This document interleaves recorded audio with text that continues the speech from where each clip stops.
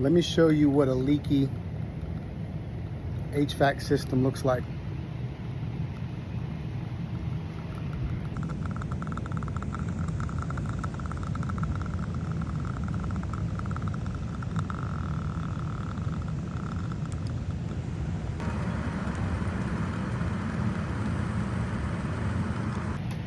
All right, so what happens when systems leak?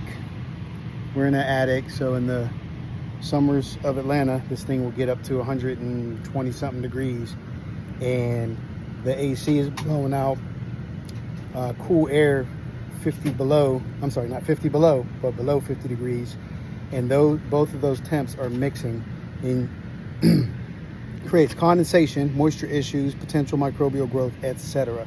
And this is what it looks like.